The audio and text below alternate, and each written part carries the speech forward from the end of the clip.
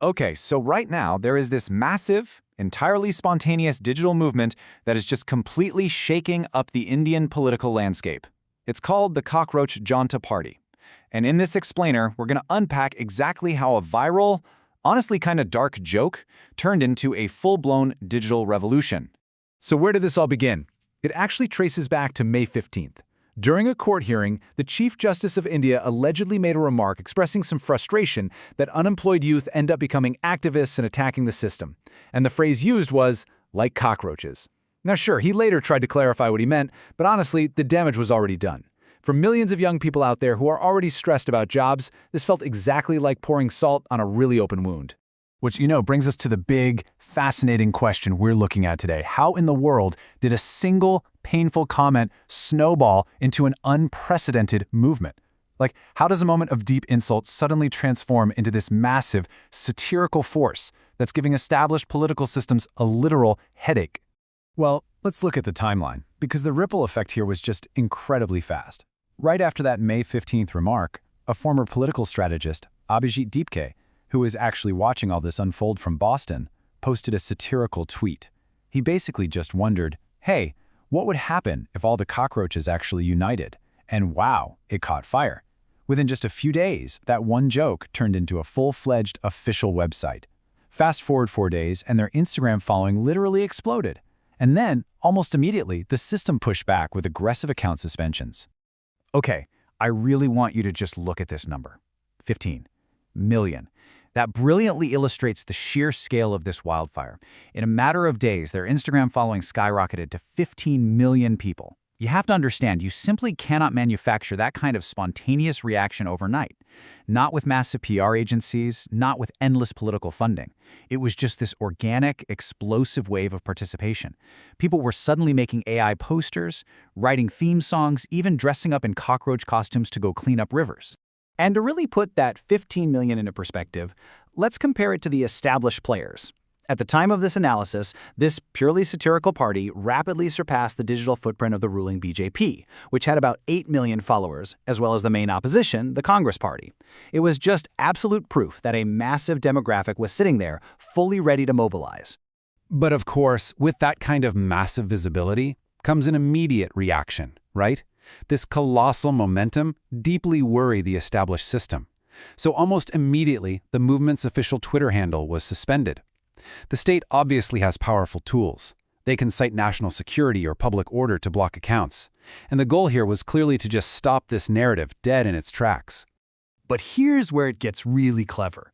The creators actually anticipated this pushback. They designed the CJP as a faceless mass movement. Think of it kind of like a hydra or a giant puzzle.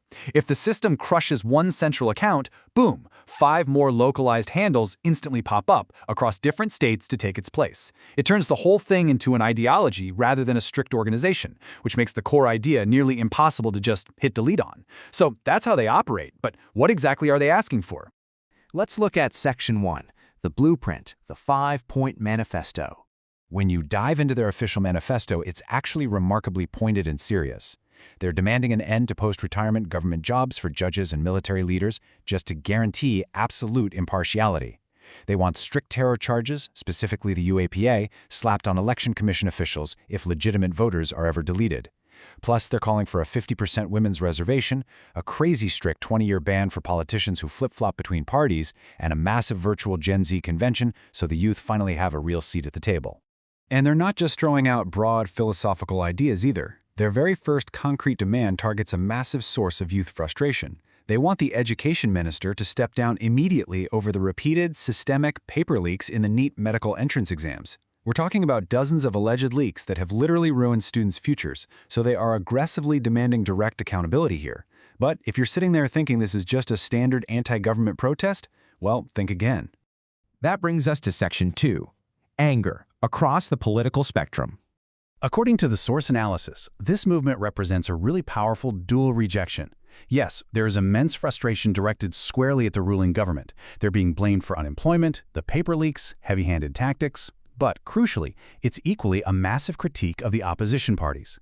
The youth are looking at the opposition's total inability to channel their anger, their lack of a clear vision, and they're just done. They feel completely abandoned by both sides, and that profound disillusionment has sparked a totally new way of protesting. Which leads us to Section 3, the digital satyagraha. So instead of going out and taking to the physical streets, which, let's be honest, often leads to violent crackdowns, Generation Z and millennials are doing this. The source defines it as digital satyagraha. Imagine tens of thousands of young people relentlessly flooding a politician's comment section, jamming up their emails, sharing report cards of their failures over and over, and just refusing to engage with their PR narratives. It is digital non-cooperation, a way to aggressively demand accountability while staying entirely behind a screen. But this definitely sets up a very, very tense standoff. Because the crucial question we have to ask now is, what happens if the state decides to use strict IT laws to just completely shut down this digital venting? Like, what actually happens when you delete the accounts of millions of frustrated young people who are trying to protest peacefully online? Well, the source gives us a pretty stark and sobering comparison from neighboring countries. Look at Nepal. When the government tried to heavily suppress digital voices, it eventually triggered mass physical uprisings.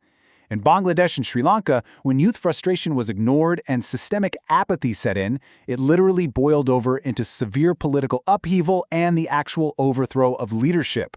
The pattern is pretty hard to ignore. When you shut the digital release valve super tight, all that pressure just moves straight to the streets. So, the political system is currently staring down a massive, massive choice.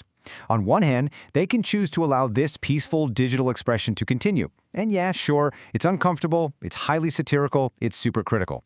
But it serves as a necessary democratic release valve for a generation that is just deeply frustrated. The alternative, risking a completely uncontrollable, explosive physical reaction out there in the real world. And that leaves us with this final, genuinely provocative question to wrap up our explainer. As established systems continue to suspend accounts and try to scrub the digital footprint of movements like the Cockroach Janta Party, is crushing these digital voices actually going to quiet the youth down? Or is the establishment simply compressing a giant spring, guaranteeing a much larger and far more explosive future for digital democracy?